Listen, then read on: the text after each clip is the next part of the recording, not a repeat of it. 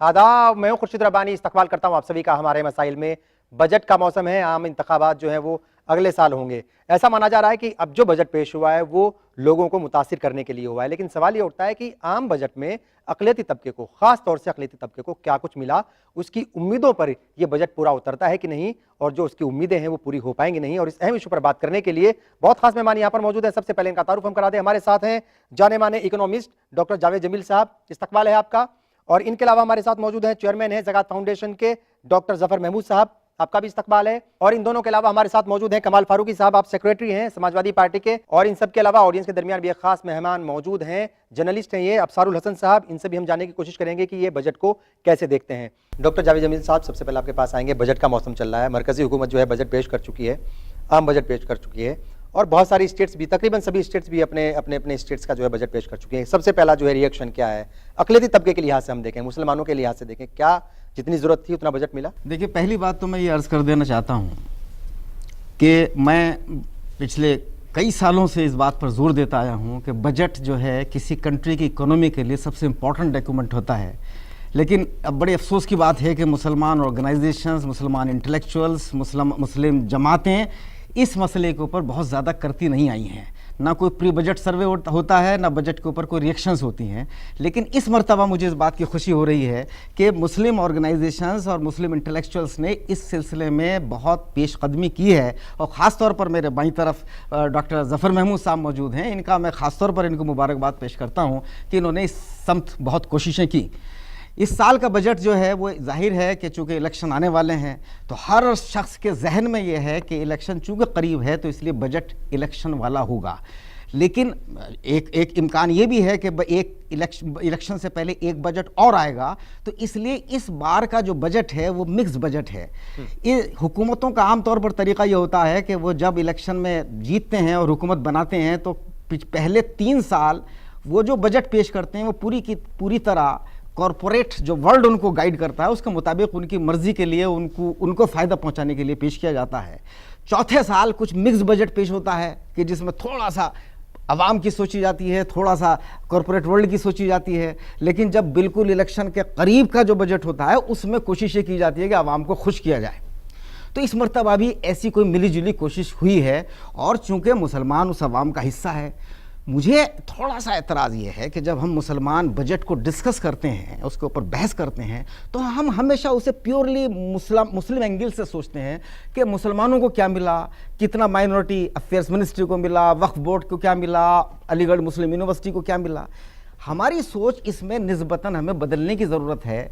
चूँकि इस कंट्री की जो पूरी इकोनॉमी है अब वो $1 ट्रिलियन को पार कर चुकी है। इस मुल्क में तकरीबन 20 करोड़ मुसलमान रहते हैं, जो आबादी का 15% ज़्यादा हिस्सा है। हम जब तक के पूरी की जो कंट्री की जो इकोनॉमिक पॉलिसी है, जब तक हमारी उस पर तवज्जो नहीं होगी, हम पूरी बजट की डायरेक्शन को चेंज करने की बात नहीं कहेंगे, तो हम महज माइनॉरिटी अफेयर्स मिनिस्ट्री को क्या मिल रहा है या वक्फ बोर्ड मिनिस्ट्री को क्या मिल रहा है, उससे मुसलमानों के हालात बदलने वाले नहीं हैं। चूँकि मुसलमान उस गरीब अक्सरियत का हिस्सा है हिंदुस्तान के अंदर कि जिसकी तादाद बहुत 90% के आसपास है। मुश्किल से 8-10% लोग ऐसे हैं कि जो रिच तबकात के अंदर गिनती होती है।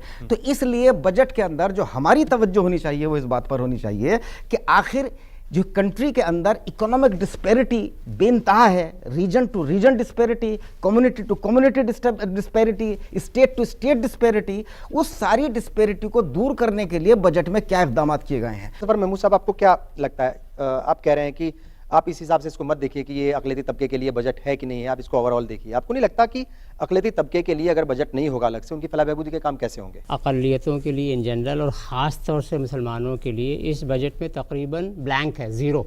और जब ये तब है जबकि शेड्यूल्ड कास्ट की डेफिनेशन तो 1950 में दे दी गई और उसमें से एक कॉन्स्पिरेसी के तहत मुसलमानों को और ईसाइयों को निकाल दिया गया।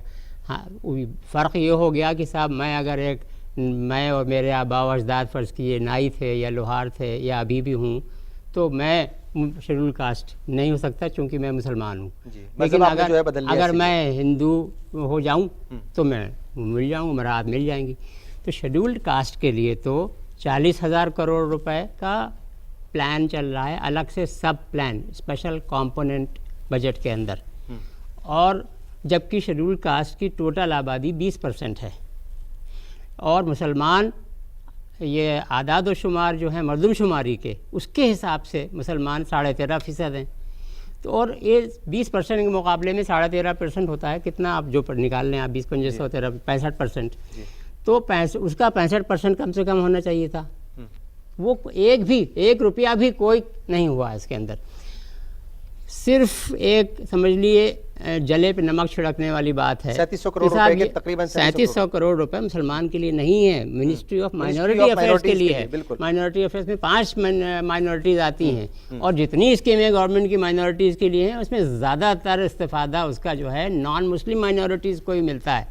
तो 3700 करोड़ भी की भी आप हकीकत सुन लीजिए कि वो कहते हैं कि साहब ये 12% बढ़ा के हमने दिया है, लेकिन इन्फ्लेशन रेट को नहीं जोड़ा है ना, तो आप इन्फ्लेशन रेट घटा दें तो तकरीबन 0 तक आ जाएगा। उसके अलावा ये भी कह दिया कि रिवाइज्ड एस्टिमेट के मुकाबले में 60% है। रिवाइज एस्टिमेट क्या है मालूम है आपको?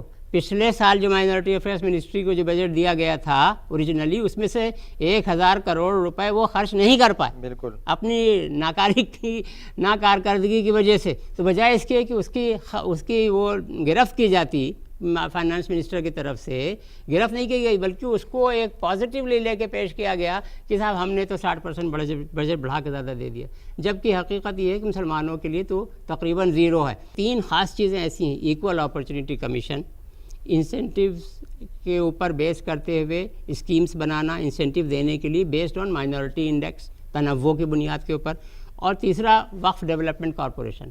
ये 3 चीज़ें गवर्नमेंट मान चुकी है। सच्चर कमेटी की रिकमेंडेशन बहुत पहले इसके ऊपर इनकी गवर्नमेंट की कमेटीज़ बैठ चुकी हैं, वो लोग सब तय कर चुके हैं कई साल पहले बजट में बिल्कुल सफाया, जबकि 7वां 8वां बजट है इनका, उसके बाद भी सफाया। कमाल फारूकी साहब, सबसे पहले आपका भी रिएक्शन ये जानना चाहेंगे, ये जो बजट आया है बहुत कम बता रहे हैं, जो माइनॉरिटी अफेयर्स मिनिस्ट्री को दिया गया है, या इस साल के लिए जो एक तरीके से जो एक सिस्टम किया गया है, आपको क्या लगता है कि वाकई ही अक़लियती तबके के लिए जो यूपीए हुकूमत है, यूपीए 2 है, वो ज़रा भी फिक्रमंद नहीं है उसकी तरक्की के लिए? बातें तो बड़ी बड़ी होती हैं, सच्चर कमेटी की रिपोर्ट भी आ गई, सिफारिशें भी जो है वो अलग कमीशन भी अलग कमीशन जो है सिफारिश कर रहा है, ये भी तरक्की की सिफारिश कर रहे हैं, लेकिन असल में कुछ असलियत में नज़र नहीं आता कुछ। तो हमको पूरे बजट को मुस्लिम बजट और नॉन मुस्लिम बजट करके नहीं सोचना चाहिए।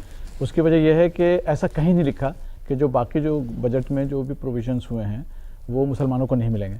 मुझे जहाँ तक शेड्यूल कास्ट शेड्यूल टाइप के लिए अलग से प्लान है वो तो बिल्कुल अलग बात है, लेकिन बाकी जितने भी सेक्टर्स जो डेवलपमेंट के काम है, काम है उसमें सबके सब मुसलमान बराबर का हकदार है। और बल्कि जो सच्चर कमेटी की रिपोर्ट की बुनियाद के ऊपर जो चीज़ें निकल कर आई हैं और 15 पॉइंट जो प्रोग्राम जो रिकास्ट हुआ है प्राइम मिनिस्टर का, जिस तरह से उन तमाम चीज़ों के अंदर, चाहे वो इंदिरा आवास योजना हो, सशक्त, उस सब के अंदर 15% मुसलमानों के एलोकेशन की बात की गई है। तो वो तमाम चीज़ें जो हैं वो ओवरऑल मिलाकर बात करते हैं। कुछ पहलू ऐसे हैं जो वाकई जिनको हम एक्सपेक्ट कर रहे थे, जैसे जफ़र भाई ने फरमाया, हम वक्फ कॉरपोरेशन की बात बड़े उससे सोच रहे थे, हम जो माइनॉरिटी डेवलपमेंट फाइनेंशियल कॉरपोरेशन के लिए सोच रहे थे कि उसको कुछ उसका मैंडेट कुछ और बढ़ाया जाएगा। हम जो बाकी जो हम इसी के तहत और भी बहुत सारी चीज़ें सोच रहे थे जो हमको नज़र नहीं आ रही हैं। और इसमें एक गवर्नमेंट ने धोखा देने की भी कोशिश करी, बाद में उसको करेक्ट किया कि उन्होंने कहा कि 60% बजट बढ़ा दिया, लेकिन 60% तो बजट नहीं बढ़ा था। 3135 करोड़ रुपए में से 2200 करोड़ हुआ, और उसके बाद उन्होंने जितना बढ़ाया है तो वो तो इंडेक्स 12% का अगर इंडेक्सिंग लेंगे तो बिल्कुल 0 हो जाएगा। तो जो हम एक्सपेक्टेशन कर रहे थे वो नहीं हो पाई। तो इसमें सवाल ये पैदा होता है कि इसमें पार्टली हम खुद मुसलमान भी जिम्मेदार हैं, और गवर्नमेंट तो हमेशा जिम्मेदार रहेगी क्योंकि गवर्नमेंट को तो ये कि जो सबसे ज़्यादा कमज़ोर होती है, जफ़र भाई बहुत अच्छी तरीके से जानते हैं, जो मिनिस्ट्री या जो डिपार्टमेंट जो है अपना फंड इस्तेमाल नहीं कर पाता, बाकी सब लोग उसके ऊपर लालची निगाहें लगाकर बैठे होते हैं, उधर से ट्रांसफ़र कर लेते हैं, अपना इस्तेमाल कर लेते हैं। तो ये तो हम लोगों के ऊपर हमारा भी फ़र्ज़ है कि हम प्रेशर गवर्नमेंट के ऊपर बराबर बनाए रखें, और जहाँ जहाँ जिस चीज़ के लिए हमको पैसा चाहिए उसके लिए बात होनी चाहिए। ये हकीकत बात यह है कि हम लोग अगर फिर दोबारा बात करें तो हम लोग बहुत फेल हुए हैं इस मामले के अंदर, जो चाहे वो इंटेलेक्चुअल हैं, सोशल काम करने वाले हैं। प्राइमरीली तो ये काम जो हम आज जो डिस्कस कर रहे हैं ये पोस्टमार्टम है। असल में पोस्टमार्टम की ज़रूरत नहीं है हमको। असल चीज़ तो ये है कि हमको दिसंबर जनवरी के अंदर जाकर बाकायदा अपना प्रेजेंटेशंस जो मिनिस्ट्रीज हैं, कंसर्न मिनिस्ट्रीज हैं, उनको देना चाहिए और तमाम जगहों पर बात करनी चाहिए। हमारे पास जो कुछ इदारे हैं जिनके लिए हम तवक्को कर रहे थे। जैसे मिसाल के तौर पर MSDP का प्रोग्राम था, हम एक्सपेक्ट कर रहे थे कि इसके अंदर गवर्नमेंट कोई नई चीज़ लेकर आएगी, नहीं लेकर आ पाई। हम ये एक्सपेक्ट कर रहे थे कि जो मौलाना आज़ाद एजुकेशन फाउंडेशन है उसका हमको मैंडेट बड़ा करके और उसको एक नोडल पॉइंट बनाएंगे। अब क्या होता है, 200-300 करोड़ रुपए के इंटरेस्ट से मुसलमानों की एजुकेशन प्रॉब्लम दूर हो जाएगी? नहीं हो पाएगी। हम ये भी एक्सपेक्ट कर रहे थे गवर्नमेंट कुछ इसमें, अब हालांकि हमारे दरमियान में इस वक्त रहमान खान साहब बहुत ही क्वालिफाइड कॉम्पिटेंट आदमी हैं, हम एक्सपेक्ट कर रहे थे कि जैसे वो कुछ इसको नया विजन दिलाने में कामयाब हो पाएंगे और जो पहले जो पैसा इस्तेमाल नहीं हो पाया उसका कोई रिप्लेनिशमेंट की बात होगी। होना तो ये चाहिए था 3135 करोड़ रुपए के ऊपर 60% पड़ना चाहिए था। अगर माइनॉरिटीज़ की कोई उनको फिक्र होती, चाहे वो पॉपुलिस्टिक ही होता, चाहे मुसलमान उससे खुशी हो जाता बाकी और, लेकिन वो ये भी करने के लिए तैयार नहीं है। इसकी वजह ये है कि हमारी जो लॉबिंग है, हमारा जो बात करने का अंदाज है, हम जो जिस तरह से प्रेजेंटेशन हमको करनी चाहिए, अनफॉर्चुनेटली हम नहीं कर पा रहे हैं। बताइए आपको क्या लगता है ओवरऑल बजट के बारे में क्या कहेंगे, क्योंकि मीडिया से हैं आप भी जो है चीज़ों को बारीकी से देखते हैं, निगाह जो है अलग रहती है, क्या कहेंगे पूरे मसले? सबसे पहले तो ये है कि इस बजट में सरकार ने अपना सबसे पहले घाटा कम करने की कोशिश की है। जो सरकारी घाटा है, फिस्कल डिफिसिट, उसको बहुत ज़्यादा कम किया है सरकार ने इस दफ़ा पिछले बजट के मुताबिक। अक़लियती तबके के लिहाज से कैसे देख रहे हैं बजट को? अक़लियती तबके के लिहाज से इसमें कुछ खास नहीं है। आप देखें तो इस पहले से ही बजट बहुत कम था अक़लियती तबकों के लिए, माइनॉरिटी अफेयर्स मिनिस्ट्री के लिए, और इस दफ़ा भी बहुत कुछ कम दिया गया है। थोड़ा सा 10% और 20% बढ़ाने से कुछ ज़्यादा फ़र्क नहीं पड़ता, इसलिए कि इन्फ्लेशन रेट बहुत हाई है। सरकार ने अपने घाटे को कम करने की कोशिश की है, और जो मौलाना आज़ाद उर्दू यूनिवर्सिटी है उनके स्कॉलरशिप वगैरह कुछ बढ़ाए, इसलिए कुछ खास वेलफेयर मुसलमानों के लिए उसमें कुछ खास नहीं, कोई अलग से स्कीम्स जो है स्कीम्स शुरू नहीं। बिल्कुल, यहाँ पर आपको रोकेंगे। हमारे मसाइल में आज हम बात कर रहे हैं आम बजट की। बजट जो है पेश हो चुका है, बजट से बहुत सारी उम्मीदें थी अक़लियती तबके को, लेकिन आम तौर पर लोग मान रहे हैं कि उनकी उम्मीदों पर पानी फिर गया है। आखिर ऐसा क्यों हुआ है? डॉक्टर जावेद जमील साहब, आपको एक चीज़ जो हम कह रहे हैं कि भाई ठीक है, जब बजट आता है या तरक्की की बात होती है तो सब जो है वो तरक्की की राह में बढ़ते हैं आगे, लेकिन हम मुस्लिम तबके की बात करें, तालीमी पसमानदगी जो है वहाँ पर सबके सामने है। और सच्चर कमेटी की रिपोर्ट्स जो है आ गई हैं, रिपोर्ट्स के अंदर ये कहा गया है कि दलितों से भी बुरा हाल है तालीमी एतबार से भी। AMU को आपने 100 करोड़ रुपये दे दिया, उसके अलावा 3 यूनिवर्सिटीज़ हैं और उनको दे दिया, कोई बात नहीं है। लेकिन मुस्लिम गली मोहल्ले अगर हम देखें जहाँ मुस्लिम आबादी ज़्यादा है, उनके उन इलाकों में सरकारी स्कूल की अगर हम बात करें वो नहीं होते, उनको दूर दराज के इलाकों में जाकर के पढ़ना पड़ता है, या फिर उनको मदरसों तक ही जो है वो उनकी तालीम सिमट करके रह जाती है। आपको लगता है कि इस तरह की जो है चीज़ें वो यहाँ पर उनकी चीज़ों की कमी देखी गई है? देखिए, मैंने अपने मुस्लिम विज़न डॉक्यूमेंट के अंदर इस बात पर बड़ी लंबी बहस की है कि जो ज़रूरत है इस बात की है कि मुस्लिम मोहल्लों की जो पूरा का पूरा उसकी जो सिविक कम्युनिटीज़ है वो पूरी तरह बिगड़ी पड़ी हैं। वहाँ पर मुस्लिम मोहल्लों के अंदर ना सफाई का इंतज़ाम है, ना वहाँ पर कोई एजुकेशनल इंस्टीट्यूशंस अवेलेबल हैं, ना उनमें गंदगी बेनतहा है, वो इलीगलाइज कॉलोनीज़ हैं, उनके ऊपर अगर कोई किसी लोन लेना चाहता है तो लोन उनको नहीं मिलता। मुस्लिम गाँवों के अंदर जहाँ पर देखिए आप, सिर्फ हम शहरी की बात ना करें, मुस्लिम गाँवों के अंदर ये हालात है कि मुस्लिम गाँव में ज़्यादातर रोड कनेक्टिविटी प्रॉपर नहीं है। वहाँ पर अंदर जो मुस्लिम गाँवों के हालात भी इंतहा खराब हैं। PHC जो हेल्थ इंफ्रास्ट्रक्चर है मुस्लिम इलाकों के अंदर वो इंतहाई कमज़ोर है। जहाँ पर मुस्लिम मेजॉरिटी है वहाँ पर अस्पताल या तो है नहीं या वो प्रॉपर्ली वर्क नहीं कर रहे होते हैं। हम उस तरफ कतई नहीं सोच रहे हैं। मेरी जब अभी पिछले दिनों राहुल गांधी जी से मुलाकात हुई तो उनको मैंने जो एक पूरा 16 पॉइंट का एक एजेंडा दिया था, उसमें मैंने इस बात पर जोर दिया था कि देखिए इस कंट्री के अंदर तकरीबन गवर्नमेंट 1000 करोड़ का जो फंड है जो वो NGOs को देती है, उसमें चाइल्ड एंड वेलफेयर डेवलपमेंट में भी और लेबर मिनिस्ट्री के अंदर से भी जाता है, हेल्थ मिनिस्ट्री के अंदर बहुत बड़ा फंड अवेलेबल है। मैंने कहा ये इंश्योर कीजिए कि वो जो फंड जाता है उसमें से कम 20% फंड जो है मुसलमानों को जाना चाहिए। मैंने कहा आप कहेंगे कि 20% क्यों?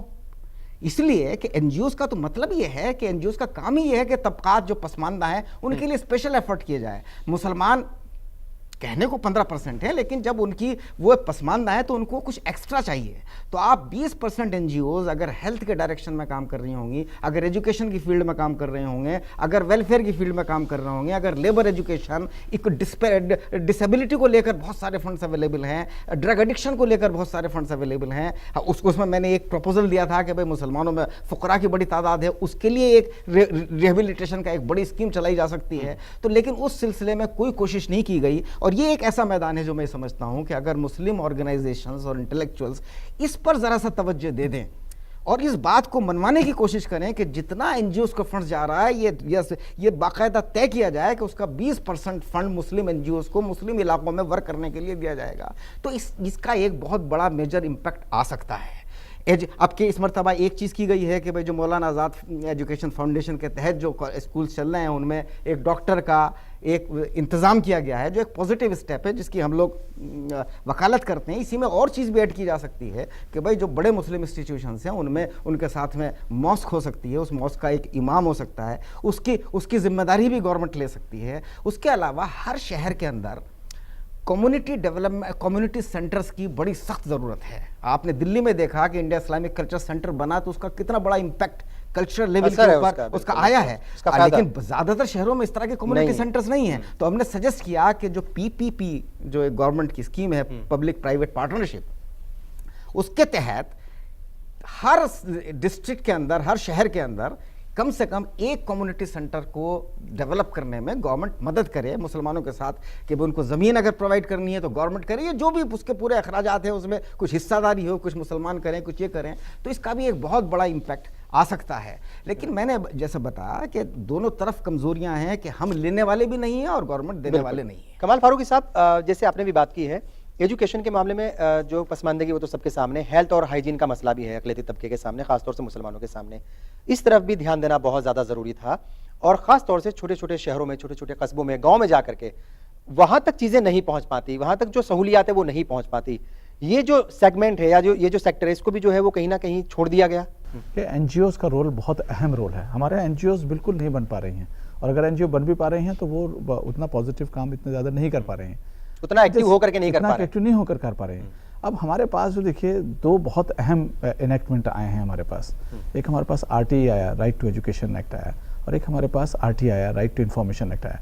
इसमें तो कोई भेदभाव है नहीं, ये तो आप कर सकते हैं। लेकिन अगर आप दिल्ली को ही देखें तो दिल्ली में जो मुस्लिम एरियाज़ हैं, उन मुस्लिम एरियाज़ में बेचारे बच्चों को नर्सरी और KG के अंदर एडमिशन नहीं मिल पा रहा है। उसकी वजह यह है कि वहाँ पर बाकायदा मतलब जो मुस्लिम एरियाज़ हैं उनको बहुत ही सिस्टमेटिकली तरीके से काट दिया।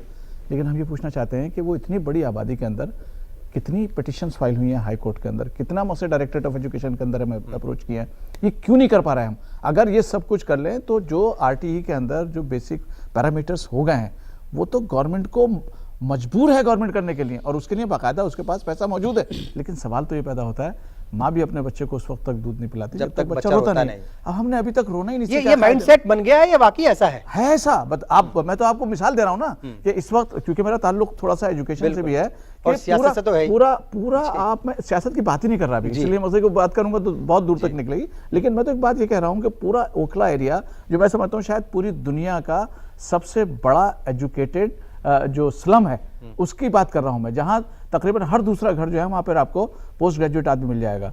लोग बात परेशान है एडमिशन के लिए। लेकिन मैं पूछना चाहता हूं कि वो सब के सब जो है, ये जो जितना बड़ी आबादी है, 10,000 एप्लीकेशन क्यों नहीं फाइल हुई हाई कोर्ट के अंदर और डायरेक्टरेट ऑफ एजुकेशन के अंदर कि हमारे बच्चों का एडमिशन नहीं हो पाया? That is a must. अब एक एक जो उसके अंदर पैरामीटर है उसमें बतलाया गया कि भाई साइज क्या होगा, टीचर स्टूडेंट रेशियो क्या होगा, किस तरह से पढ़ाई जाएगी। 95 से लेकर इस गवर्नमेंट ने कोई उर्दू का टीचर अपॉइंटमेंट नहीं किया। तो सवाल ये पैदा होता है कि इसके ऊपर हम और बहुत सारी चीज़ों के लिए मूवमेंट करते हैं, इसके ऊपर हम लोग क्यों नहीं जाग रहे हैं? हम क्यों नहीं इसके ऊपर एक मूवमेंट बना रहे हैं? क्यों नहीं गवर्नमेंट को, चाहे कोई सी भी गवर्नमेंट हो, उसको हम क्यों नहीं मजबूर कर रहे हैं कि हमारे इन इश्यूज की तरफ भी नजर करें? ये इश्यूज हैं जो, और वो कानूनी तौर पर उनको करना पड़ेगा। इसमें मैं एक चीज़ ऐड करना चाहता हूं, जो NGO की बात आई, मैंने माइनॉरिटी अफेयर्स मिनिस्टर से ख़ास तौर पर इस बात के ऊपर बहुत अरसे से जोर दे रहा हूं कि अगर हिंदुस्तान में माइनॉरिटी NGOs का एक जाल बिछाना है मुस्लिम NGOs का, तो उसके लिए ज़रूरी यह है कि पहले एक नेशनल लेवल की मुस्लिम NGO डेवलप की जाए, जो पूरा नेटवर्क तैयार करे, और वो पूरे प्रोजेक्ट्स लेने में और प्रोजेक्ट्स को तैयार कराने में उस हर डिस्ट्रिक्ट में एक NGO हो जिसको उसकी मदद करे।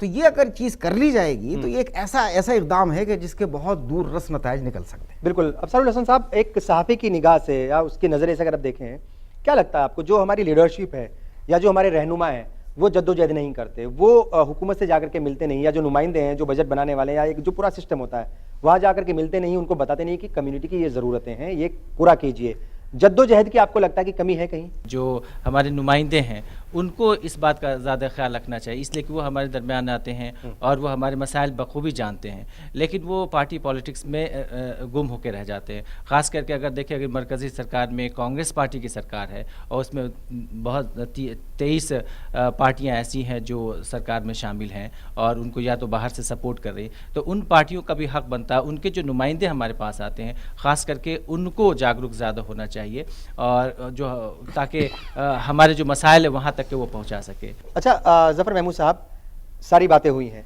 एक सवाल फिर वही आपसे कि एजुकेशन की बात करें, हेल्थ हाइजीन की बात करें और सिक्योरिटी की बात करें, ये मसला ऐसा था जिसके ऊपर हुकूमत को सबसे ज़्यादा जोर देना चाहिए था। बजट में खास प्रावधान, अगर हिंदी का लफ्ज़ इस्तेमाल करूं, करने चाहिए थे, लेकिन नहीं हुए और इसका सीधा सीधा नुकसान कम्युनिटी को होगा, किसी और को नहीं। आपकी बात बिल्कुल सही है कि अगर उसको थोड़ा सा फैक्ट्स के ऊपर ला करके देखेंगे तो इस बजट से पहले सच्चर कमेटी की रिपोर्ट आने के बाद जो वक्फा गुजरा है तकरीबन 5 साल का, उसमें सच्चर कमेटी ने चूँकि ये बता दिया और सब ने उसको मान लिया, पूरे मुल्क ने, सारी सियासी पार्टियों ने भी मान लिया, इवन जो राइटिस्ट एलिमेंट्स हैं उन्होंने भी मान लिया कि हाँ मुसलमान सबसे पीछे हैं, शेड्यूल कास्ट से भी पीछे हैं।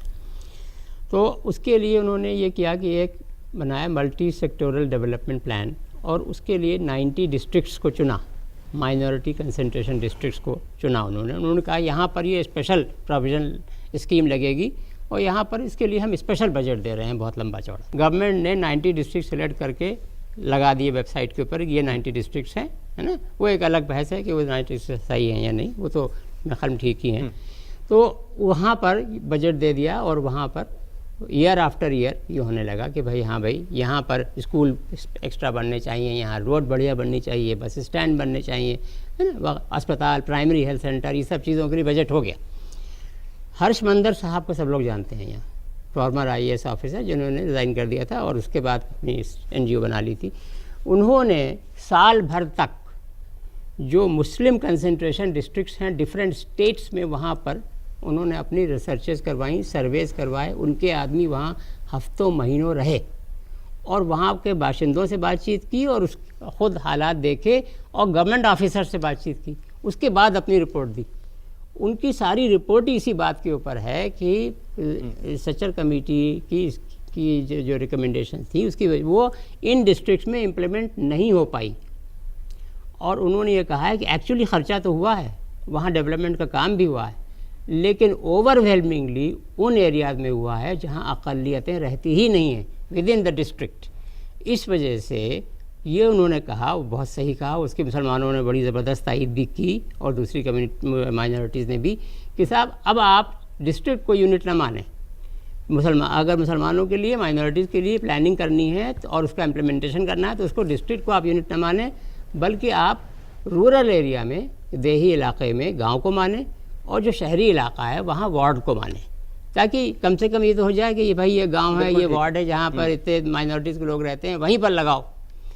तो उसको गवर्नमेंट ने कंसिडर किया, कहा सुना। अब रहमान खान साहब ने बताया था कि प्लानिंग कमीशन ने अब ये कर दिया है कि साहब वो ब्लॉक हो जाएगा, बीच का रखा उन्होंने, हालांकि ब्लॉक भी उतना ज़्यादा अहम नहीं है जितना कि गाँव और वार्ड है, लेकिन उसका भी कोई जिक्र इस बजट में नहीं आया कहीं पलट करके, कोई पॉलिसी अनाउंसमेंट, कोई चीज़ ऐसी आई हो।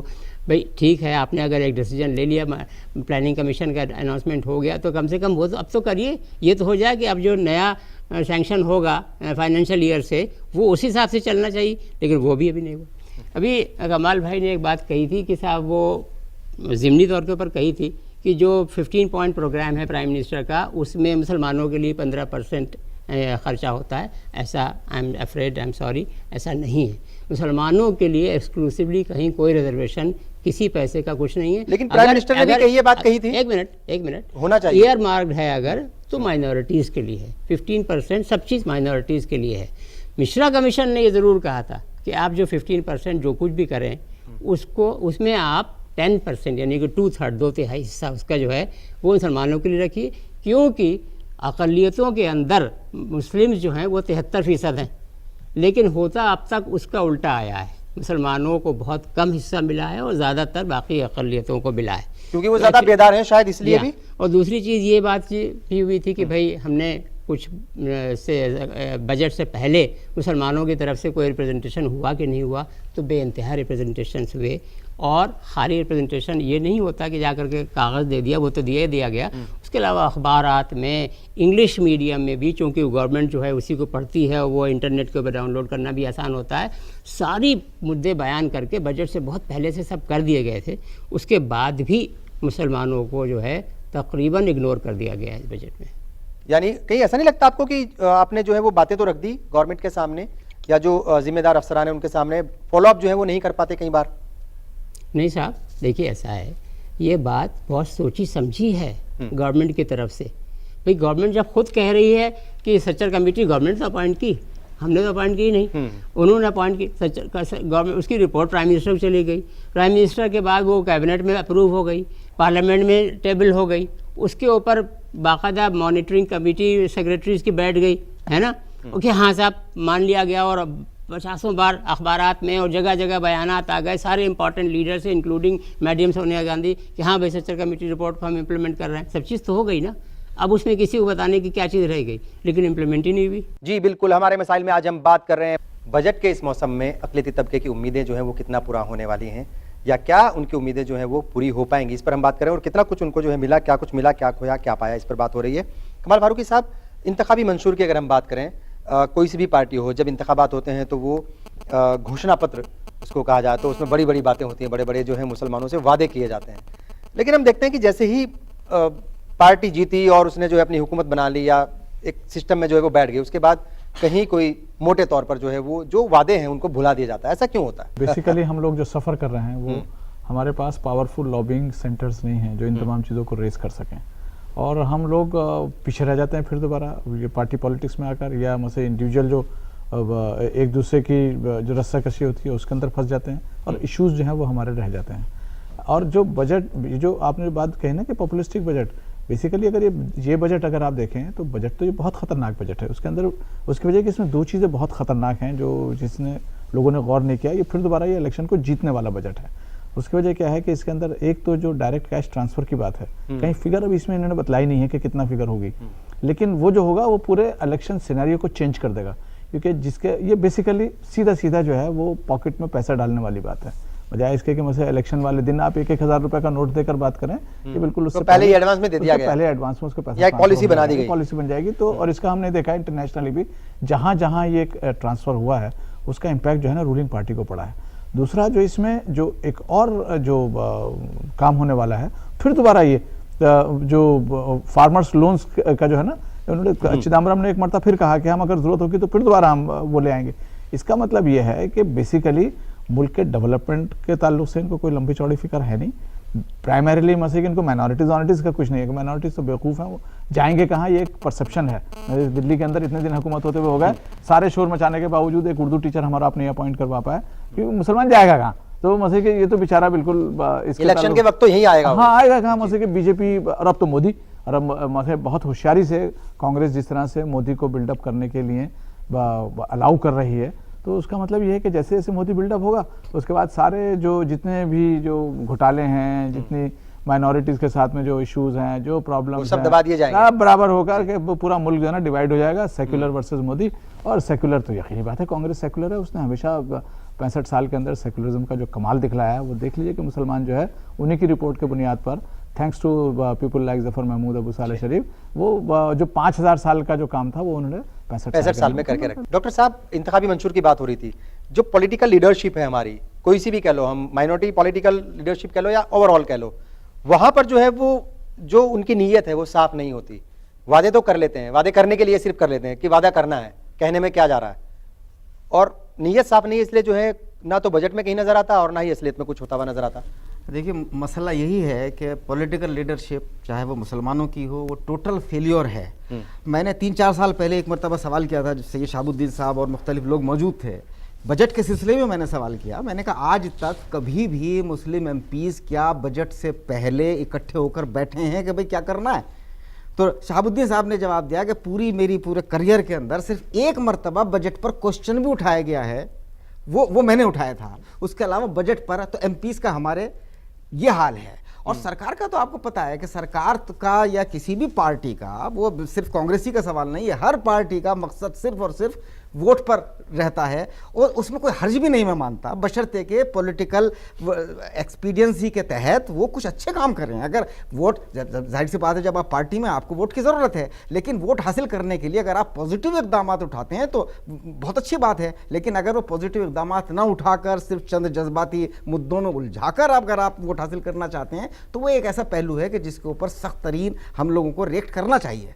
लेकिन यही सब कुछ हो रहा है। आज का अगला इलेक्शन मोदी वर्सेस कांग्रेस करके उसको तब्दील किया जा रहा है, वही ताकि बाकी तमाम इश्यूज बैकग्राउंड में चले जाए, जैसा कि फारूकी साहब ने कहा।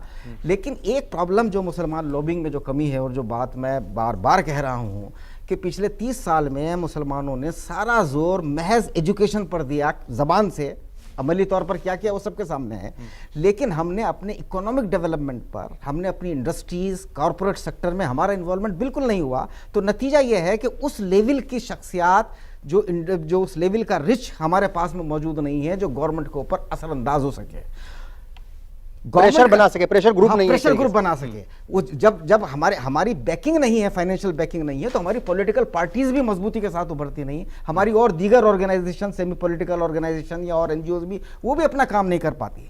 तो किसी किस्म का प्रेशर बिल्डअप करने के लिए जरूरी है कि कहीं ना कहीं फाइनेंशियल बैकिंग हो, फाइनेंशियल बैकिंग हमारे पास मौजूद नहीं है। तो हमें जब तक हम इस बात, जहां तक बात सच्चर कमेटी की जैसे कहा कि अब हमें बहुत शोर मचाते हो गए, हमको 5 साल से 6 साल से सच्चर कमेटी, अब हमको इस बात पर भी असर नौ गौर करने की ज़रूरत है कि क्या सच्चर कमेटी वाकई में काफ़ी भी है।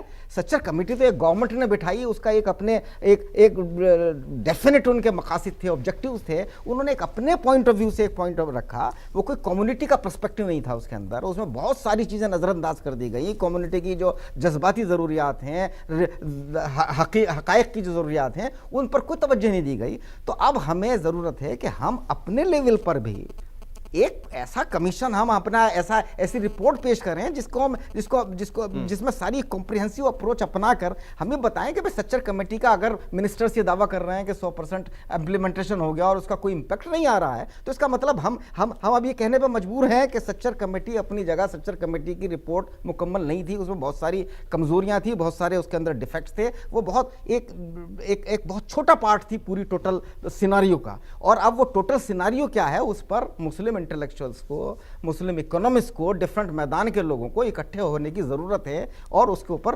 असर नौ पूरा तवज्जो देने की जरूरत। अफसरुल हसन साहब, क्या लगता है आपको, ये जो दिक्कत है, पॉलिटिकल पार्टीज, हुकूमतें आपके ऊपर ज्यादा तवज्जो नहीं देती, कम्युनिटी के ऊपर ज्यादा तवज्जो नहीं देती, ये जो कमी है, ये माइंडसेट है, इसको कैसे दूर किया जाए? आपको लगता है कि ये जो दिक्कत है इसको दूर किया जा सकता है?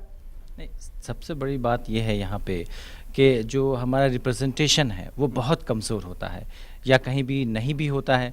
जैसे आप देख लीजिए, लोकसभा और राज्यसभा में करीब 800 MPs होते हैं, उसमें हमारा रिप्रेजेंटेशन बहुत कम है, तो वहाँ भी वो माइनॉरिटीज़ में होते हैं, तो उनकी बात वहाँ नहीं सुनी जाती है। आप 2-4 क्वेश्चन करते हैं, लेकिन उसके भी जवाब आते हैं तो टूटे फूटे हुए जवाब आते हैं। तो ज़रूरत इस बात की है कि अगर आप अपनी बात मनवाना चाहते हैं, या आप चाहते हैं ज़्यादा से ज़्यादा बजट में आपका एलोकेशन हो, तो उसमें क्या होगा कि आपको पॉलिटिक्स में, जैसे डेमोक्रेटिक कंट्री में आपको पॉलिटिक्स में ज़्यादा से ज़्यादा हिस्सा लेना पड़ेगा, स्टेट असेंबलीज़ में आपको ज़्यादा से ज़्यादा नंबर में आने पड़ेंगे, और लोकसभा राज्यसभा में आपको। इससे क्या होगा, जब रिप्रेजेंटेशन बढ़ेगा तो आपकी आवाज़ वहाँ तक के ज़्यादा। लेकिन उत्तर प्रदेश के अंदर जी, यूपी असेंबली की बात करें तो वहाँ तो अच्छी खासी तादाद है, बड़ी तादाद है, 68 जो है वहाँ पे के बाद से पहली बार इतना, लेकिन वहाँ पे भी जो हालात बहुत ज्यादा सुधरते हुए नजर नहीं आ रहे हैं। नहीं, इसका जवाब तो मैं समझता हूँ कि कमाल फारूक साहब ज़्यादा अच्छा बिल्कुल दे पाएंगे। जी जी, डॉक्टर जफर महमूद साहब, ये जो सियासी एंगल है, ये इसमें बजट नहीं मिलना, बजट एलोकेशन नहीं होना, आपकी जो डिमांड्स हैं उनको फुलफिल नहीं करना, इसमें सियासी एंगल कितना नजर आता है आपको? 100% सियासी ही है। और पहले तो मैं थोड़ा सा आपको ये अर्ज कर दूँ कि बजट जो है वो तो नब्ज़ होता है पूरे मुल्क की सेहत के लिए, है ना। वो उसमें खाली ये नहीं कि जोड़ना घटाना और इतने पैसा आया इतना गया, लेकिन ये कि वो पूरी पॉलिसी को कवर करता है। तो उसमें तो हमने काफ़ी डिस्कस कर लिया, अभी मुसलमानों के ताल्लुक़ से तो कुछ है नहीं। बाकी ये कि जो डायरेक्ट टैक्स ट्रांसफ़र वाली अभी बात हो रही थी, तो वो उसका एक पहलू अभी कमाल भाई ने ज़रूर फरमाया, लेकिन बहरहाल दूसरा पहलू अगर इनफरादी तौर से देखा जाए तो वो तो बहुत अच्छा है। जिस आदमी को मिल रहा है वो, उसके अगर अकाउंट में पैसा आ रहा है, बजाय इसके कि उसको जो है वो अपना पैसा लेने के लिए, चेक लेने के लिए जा कर के कुछ ग्रीज करना है किसी का पाम, तो वो उसके मुकाबले में तो बहुत अच्छा है वो। बाकी ये कि एक बहुत बड़ा रिकमेंडेशन है सच्चर कमेटी का, वो ये है कि साहब ये जो शेड्यूल कास्ट के लिए रिज़र्व सीट्स होती हैं ना पार्लियामेंट असेंबली वगैरह की, ये कौन सी सीटें रिज़र्व हों, ये सच्चर कमेटी ने ये बताया कि साहब वो सारी सीटें जहां मुसलमान बड़ी तादाद में हैं, शेड्यूल कास्ट वहाँ नहीं भी हैं या बहुत कम है, तब भी उनको रिज़र्व कर दिया गया है। और सच्चर कमेटी ने कहा कि डिलिमिटेशन कमीशन ये काम करता है, तो गवर्नमेंट को चाहिए कि फ़ौरन डिलिमिटेशन कमीशन को लिखे और उसको कहे कि अव्वलीन उसमें ये काम करे, उसको ठीक करे इस गड़बड़ी को। उस वक्त डिलिमिटेशन कमीशन बैठा था, उसके बाद बहुत दिन तक बैठा रहा, गवर्नमेंट ने नहीं लिखा। अब रहमान खान साहब से उस दिन बातचीत हुई थी तो कहने लगा भाई नहीं डिलिमिटेशन कमीशन।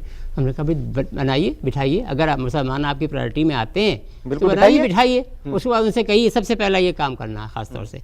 लेकिन ये बहुत बड़ा काम है और इसके ऊपर मैं बिल्कुल कमाल भाई से आपसे मुत्तफ़िक़ हूँ कि मुसलमानों ने इसके ऊपर काम नहीं किया अब तक, लेकिन मुसलमानों को भी ज़रूरी है कि इसके ऊपर काम होना ज़रूरी। एक रिकमेंडेशन किया था जिसमें गवर्नमेंट का कुछ नहीं करना, सिर्फ इंटेंशन की बात है, और नहीं करना है तो नहीं करना है, करना है तो करना है, मानो तो भगवान ना मानो तो पत्थर। सच्चर कमेटी ने कहा कि साहब आप मुसलमानों का रिप्रेजेंटेशन इतना कम है हर जगह, आपको मालूम है लोकसभा में हमसे ज़्यादा तो आप लोग सब जानते होंगे, 542 सीटों में से अगर 13.4% लगाइए तो 73 मुसलमान होने चाहिए।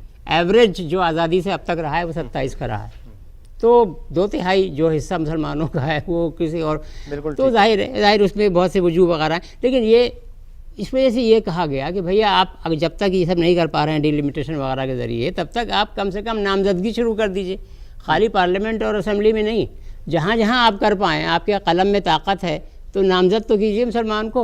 वो उसके ऊपर भी कोई पॉलिसी नहीं बनाई, वो बिल्कुल खामोशी है। सुनिए साहब, उसमें अफसरशाही में 2.5% भी नहीं है मुसलमान, जबकि आबादी 13.5% है। वहाँ पर बजाय इसके कि कुछ एफर्ट की जाती, कोशिश की जाती गवर्नमेंट की तरफ से, उन्होंने कहा कि हम 1400 IPS ऑफिसर और बनाने जा रहे हैं, लेकिन उसके लिए ओपन कंपटीशन नहीं होगा और लिमिटेड कंपटीशन होगा, जिसमें फ़ौज के लोग और फलां लोग ये लोग आ सकते हैं, वहाँ मुसलमान ही नहीं है, तो और कम हो जाएगा।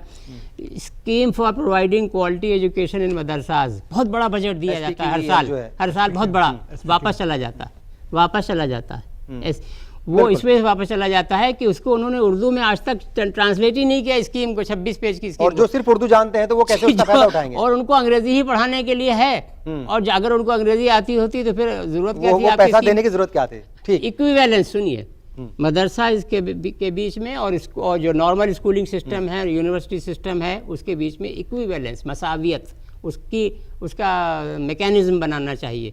उसके लिए कोई सीरियस एफर्ट नहीं हुई आज तक गवर्नमेंट की तरफ से। उर्दू टीचर्स की सेंट्रल गवर्नमेंट ने कहा कि जहाँ 25% उर्दू बोलने वाले लोग हैं वहाँ हम उर्दू टीचर की सैलरी हम देंगे, वो नहीं इम्प्लीमेंट हुआ। तो भाई जब इतना सब होने के बाद ये भी नहीं हुआ है, जो जमील भाई के तो बहुत बढ़िया थॉट्स हैं कि साहब इससे भी बड़ा काम होना चाहिए, ज़रूर होना चाहिए, लेकिन जब इतना सा हुआ है वही नहीं हो पा रहा है बड़ा कैसे तो सुनिए, जो बात आपने मुझसे पूछी थी जी, सियासी ऑल्टरनेटिव सोचना पड़ेगा। मुझे बड़ा ताज्जुब है, कमाल भाई कह रहे हैं कि भाई कोई बात नहीं, और फिर तो मुसलमान सोचता है कि हम तो फिर पलट करके इधर ही आएंगे, लेकिन क्यों सोचता है ऐसा? विदिन सोच को बदलना चाहिए। समाज के अंदर ही आपस में शेड्यूल कास्ट से आप हाथ क्यों नहीं मिलाते, शेड्यूल ट्राइब से आप हाथ क्यों नहीं मिलाते, आप अदर बैकवर्ड क्लासेस से हाथ क्यों नहीं मिलाते, बढ़कर के आइए, बनाइए पार्टी मुसलमानों। हमारे मसाइल में आज हम बात कर रहे हैं आम बजट की। बजट जो है पेश हो चुका है, बजट से बहुत सारी उम्मीदें थी अक़लियती तबके को, लेकिन आम तौर पर लोग मान रहे हैं कि उनकी उम्मीदों पर पानी फिर गया है। आखिर ऐसा क्यों हुआ है? अब आपके पास आ रहे हैं, ये बताइए कि बजट जो है, जो बजट आना था वो आ गया, जो एलोकेशन होना था हो गया, जितना आपको मिलना था वो मिल गया, आपने कुछ डिमांड की नहीं की, अलग बात है।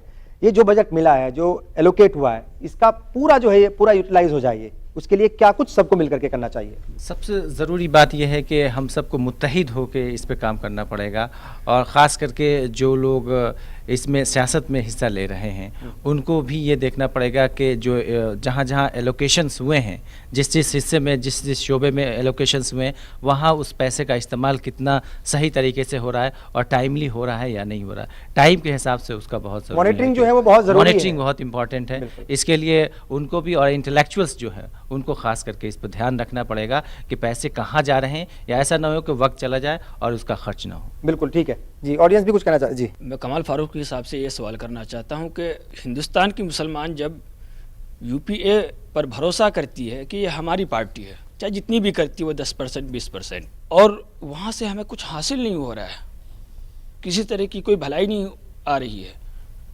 तो हमें एनडीए से भी कुछ नहीं आनी है। जब यहाँ से नहीं आ रही तो वहाँ से भी नहीं आनी है। तो हम जितने भी मुस्लिम नुमाइंदा हैं, मुसलमानों के जितने भी रहनुमा हैं, वो सियासी चाहे वो मजहबी एतबार से हों या सियासी एतबार से हों, वो मिलकर क्यों ये नहीं सोचते ज़ाती एतबार से उठकर कि भाई हम मुसलमानों के लिए अगर कुछ करना चाहते हैं, उनकी नुमाइंदगी करना चाहते हैं, तो हम तमाम लोग अलग से हटकर सोचें कि हमारी एक ऐसी पार्टी हो जो अपनी ज़ात के अलावा के लिए सोचे। आपने जो बात कही ना, हम आज के दौर में खुलफाए राशिदीन और सहाबा इकराम को तलाश करने की कोशिश कर रहे हैं, वो आपके हिसाब से मुमकिन नहीं है। अब बताइए कि बजट जो है, ये बजट ये लैप्स ना हो, चूंकि हम देखते हैं कि बजट तो एलोकेट हो जाते हैं, लेकिन हमारी ना अहली कह लीजिए या जो है अफसरान की ना कमी कह लीजिए, कुछ भी कह लीजिए इसको, या हमारी जो पॉलिटिकल सिस्टम है उसकी कमी कह लीजिए, उसका फेल्यूर कह लीजिए, बजट जो है वो लैप्स हो जाते हैं और उसकी वजह से नुकसान जो है वो फिर वही अगेन वही बात है कि कम्युनिटी को ही होता है। बजट लैप्स ना हो, पूरा फायदा उठे। क्या नहीं, उसके लिए एक तो मॉनिटरिंग की सख्त जरूरत है, दूसरा ये कि इस जो बजट दिया जाता है उसके साथ ये शर्त आनी चाहिए कि ये बजट लैप्सेबल नहीं है किसी हालत में भी, और अगर किसी वजह से लैप्स हो गया तो वो उसकी वजह से अगले साल का बजट कम नहीं होगा, बल्कि वो अगले साल के बजट में ऐड हो जाएगा। वो किसी या किसी की जिम्मेदारी हो, हाँ, किसी अफसर की जिम्मेदारी हो, मिनिस्टर की जिम्मेदारी हो कि आपको करना ही करना है। एक बात जो मैं और अर्ज करना चाहता हूं, जो बीच में रह गई थी, डॉक्टर साहब ने सवाल उठाया, और सवाल है कि भाई पार्लियामेंट में रिप्रेजेंटेशन, मैंने अपने डॉक्यूमेंट में भी ये बात कही है कि पार्लियामेंट में रिप्रेजेंटेशन के लिए कोई कानून बने ऐसा कि जिसमें मुसलमानों की पॉपुलेशन के अकॉर्डिंग, वो बड़ा मुश्किल काम है।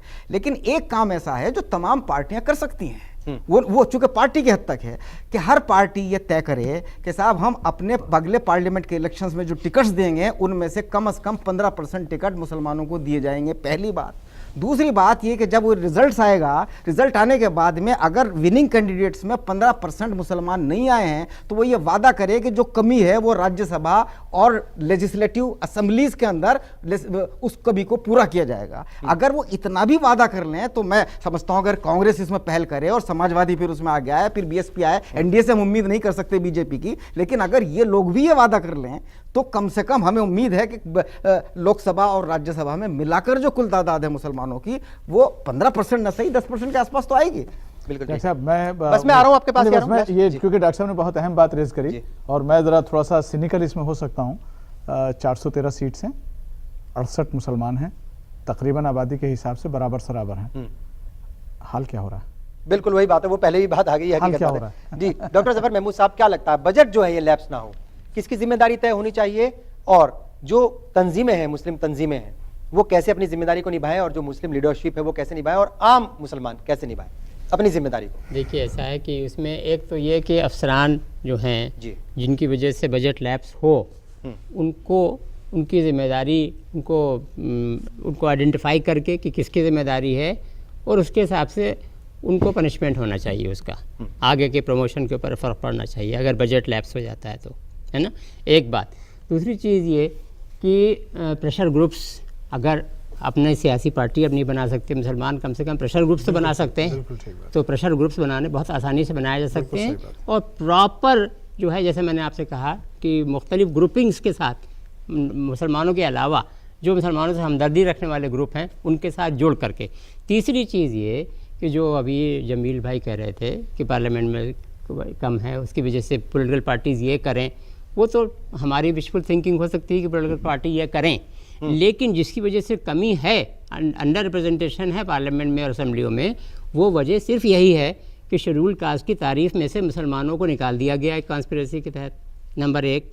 नंबर 2, जो सीटें जहां मुसलमान अच्छी मेजॉरिटी में हैं, जहां वोट उनका ज़्यादा है, उसको रिज़र्व कर दिया। ये दोनों चीज़ें ख़त्म होंगी, ऑटोमेटिकली मुसलमानों की तादाद बहुत सब्सटेंशली बढ़ जाएगी।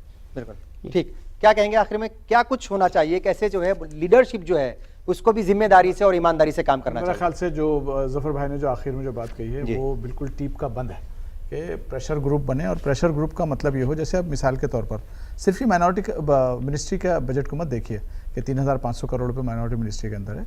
हर मिनिस्ट्री के अंदर बाकायदा हमारा बजट एलोकेटेड है। अगर हम मसे के सच्चर कमेटी की रिपोर्ट की बुनियाद के ऊपर जो 15 पॉइंट प्रोग्राम जो हुआ है, 15% है माइनॉरिटीज़ के लिए, मुसलमानों के लिए 10% उन्होंने रिकमेंड किया है, मुसलमानों के लिए अलग से भी उसकी वो जाती है, रिपोर्टिंग जाती है, उसके ऊपर हम ध्यान रखें। और हम जैसे इन्होंने बजट बनाया है इसी तरह से हम भी तमाम स्कीम्स का, जितनी भी स्कीम्स हमारी निकलती हैं, चाहे वो SPQM हो, चाहे MSDP हो, चाहे मौलाना आज़ाद हो, चाहे और बाकी सारे, और इनके अलावा इंदिरा आवास योजना है, सर्व शिक्षा अभियान है, बाकी सारी चीज़ें हैं, या मिसाल के तौर पर MSDP स्कीम के अंदर 14 पैरामीटर्स में से 7 पैरामीटर सिर्फ एजुकेशन के ऊपर हैं, जबकि मेरे पास एक असेसमेंट ये है 67 माइनॉरिटी डिस्ट्रिक्ट के अंदर एजुकेशन के ऊपर काम ही नहीं हो पाया। इसके ऊपर नजर रखने की जरूरत है, मॉनिटरिंग और सबको मिलकर के काम करने की सब मिलकर काम करें। जी बहुत बहुत शुक्रिया आप सब लोग हैं, आपने अहम ख्यालात का इज़हार किया। जाहिर है अगर हुकूमतों से कुछ चाहिए, अपना हक चाहिए, तो आपको एक प्लेटफॉर्म पर आना होगा, मुत्तहिद होना पड़ेगा, जद्दोजहद करनी पड़ेगी और बेदार भी होना पड़ेगा, तभी जाकर आपको आपका हक मिल पाएगा। बहुत बहुत शुक्रिया, खुदा हाफिज़।